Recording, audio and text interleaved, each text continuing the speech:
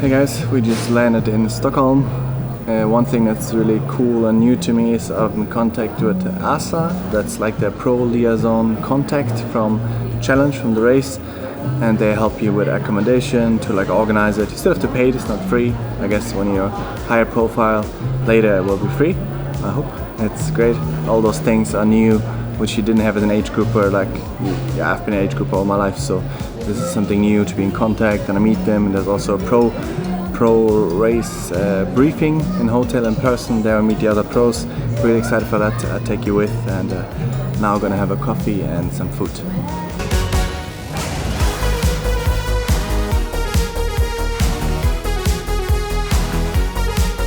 Pit stop number 1 done.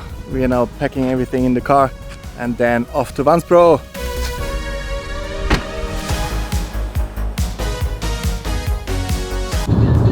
How do you know you're driving in the north? You're going 110 km per hour and you feel like you're the Formula 1 driver on the road.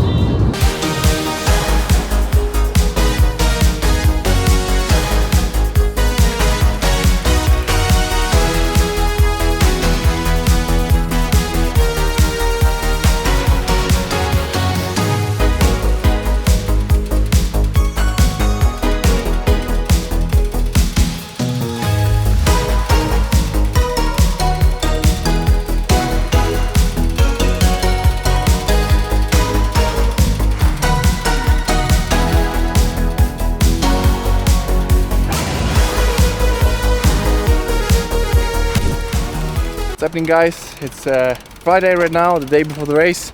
The race is on Saturday actually, 11 AM Central European time. Tomorrow I just do some last minute fixing. The rear, all the sealant exploded, the rear tire, couldn't repump it, couldn't CO2 it. So luckily there's a bike mechanic here who can help me. I already wrote him through the contact of the pro. They helped me there through the Challenge Vansbro, the official contract. Super nice, they really help a lot. That's something that's, like I said, that's new to me. There's a bit more individual care for it instead of just being one of the starters, and it's really cool. So I really enjoyed. We're gonna fix this thing and then I'm gonna have a nice 40-minute bike ride on the course. And I did already earlier a swim in the on-course venue, 1,750 meters with some pickups. Just get the activation, everything going, and in the morning a 20-minute run after yesterday, the off day.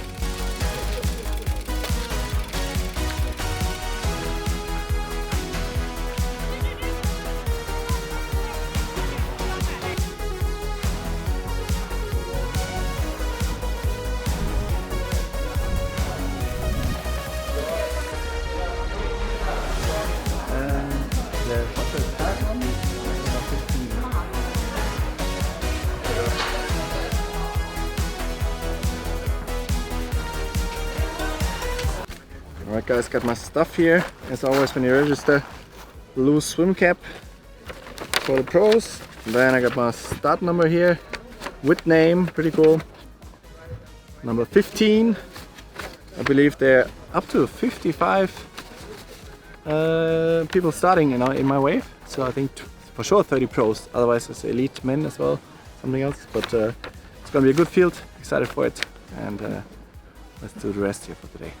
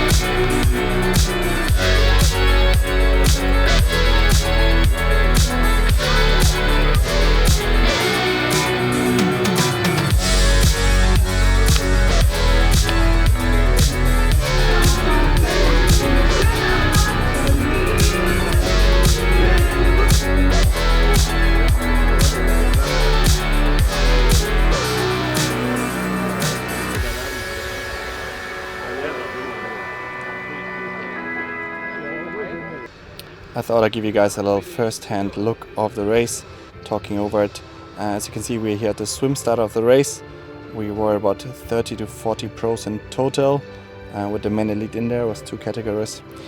First, I started on the very left hand on the screen. I wanted to be on the feet of last year's winner and best swimmer last year at least, Jesper Svensson. He then changed tactically just before to the middle, and by that I actually got into the second row. Boom, there's the start. Second row, somewhere I didn't want to be, so the start was actually a lot of hands and unclean swimming, but I gave the absolute best to have a strong 100 to 200 meters leading out. I had to laugh a little bit actually when I swam and looked to the right, because there was some, can't see it super well here, but one guy had a strong kick. It literally looked like a motorboat. It's like a 1 meter high wave behind him smashing it. So the takeout, very, very key, which I knew before. I did train that, but I noticed during the swim already that I'm not 100% comfortable in swimming hard and long times in a wetsuit. I did practice inside the pool wetsuit and also the transition in the bike, but not enough outdoor swimming, which I will definitely put in my training now, which is just key. There was the first guy, he swam 21 something, so it wasn't really the front pack. This is the front pack. They swam 22:30.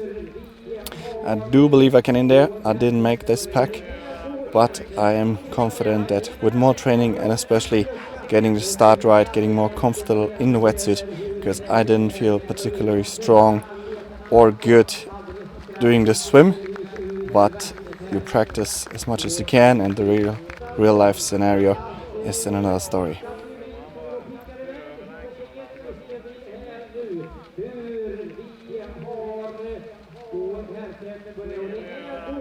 It was an out and back course, 1,900 meters. This is now the home stretch just before people get out of the swim.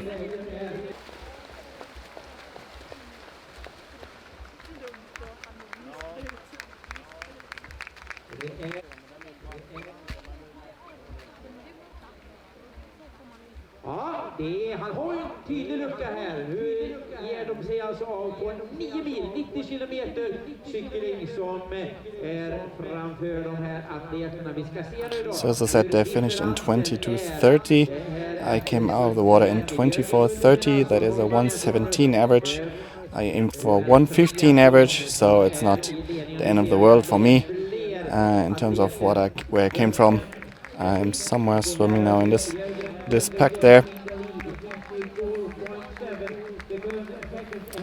I don't come from a swimming background, so last year I swam 27 minutes. I can see my stroke there now. I'm in the middle of the group. That's on the middle of the screen. That is me.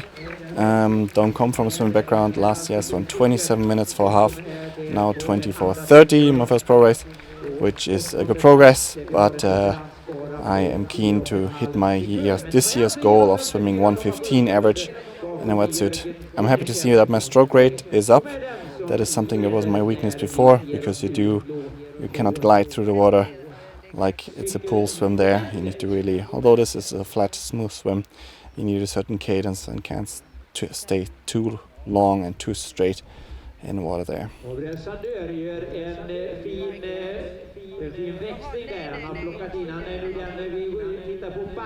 Pulse and heart rate is definitely up at this point. Also something that's new is that you hear this before, but they do kicks towards the end of the swim, so you really have to look, and that's something I didn't do enough. I just thought it was an easy swim in terms of like how it's structured, the whole swim loop, but now they do kicks, and suddenly if you don't pay attention very closely, suddenly there's a 2-3 meter gap. Now it's just a start after coming out of transition here, people jumping into the bikes, those are the first guys, and everybody's putting their shoes on. It was a bit changed course this year. It was like you have to go over a small bridge, which is for pedestrians normally, because I didn't get a permit for the road. But yeah, that's basically where my biggest struggle was of the day, which had to do with, I would say, lack of preparation to some extent, because what happened with me is that's me there. The whole 90k ride, to be honest, I couldn't activate my quads. I don't think it's a standard issue per se. I think that's a turnaround point after 45 kilometers. Yeah, my main muscle group that produces most power, I couldn't activate.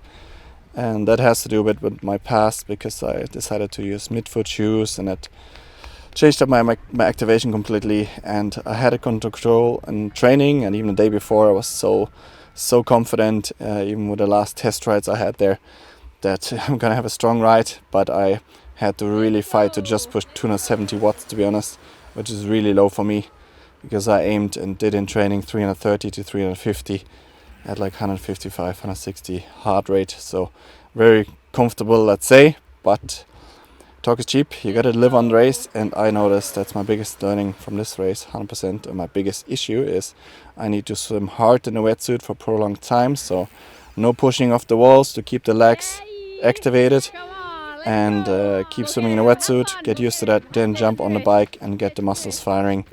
That is a key learning, and pretty unique situation for me there.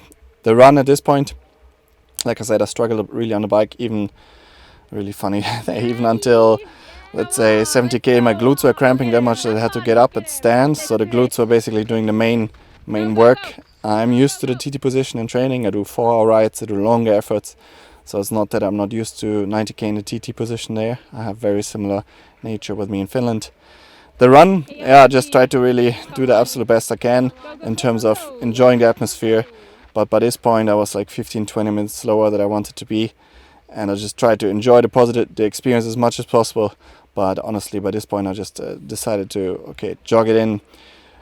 Not just jog it in, have a nice tempo run, but I definitely didn't kill myself. I just wanted to somehow get this over with. My head was already in analyzing mode, but I was obviously upset and disappointed, but I also knew that quitting and giving up is never an option.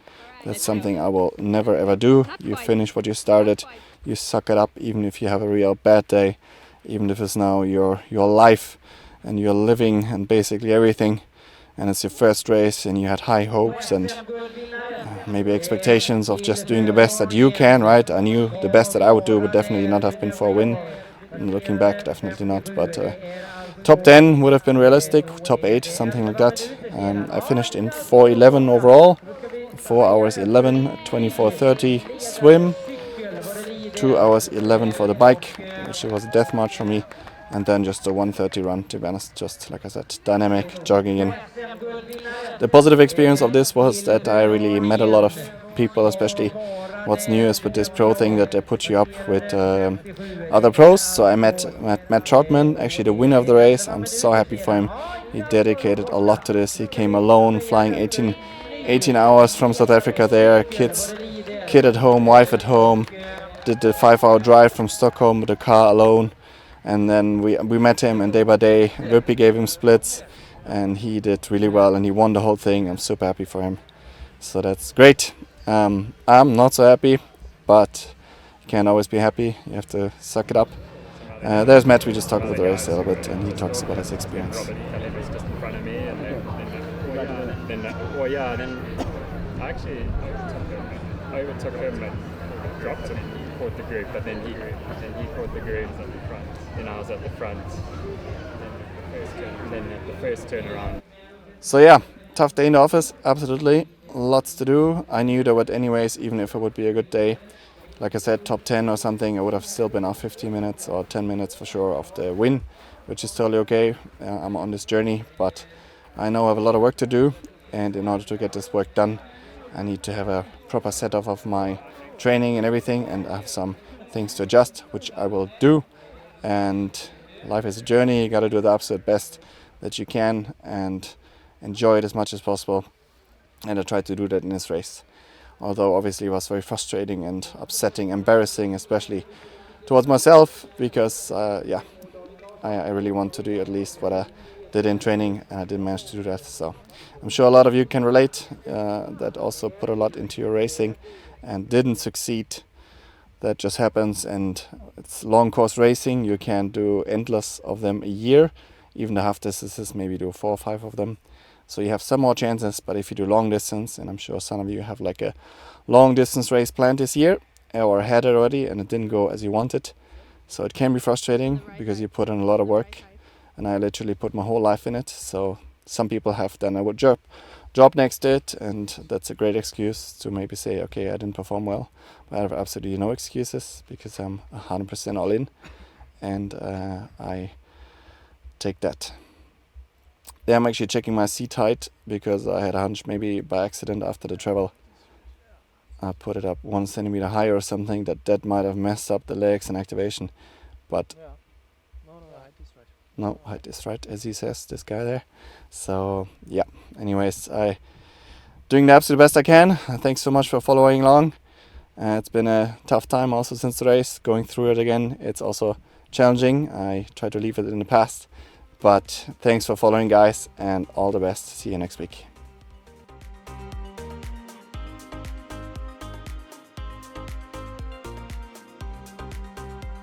Hey guys, I hope you enjoyed the video. You can really help me out if you like and subscribe, push your notification bell, comment below what you want to see next, and I see you in the next video.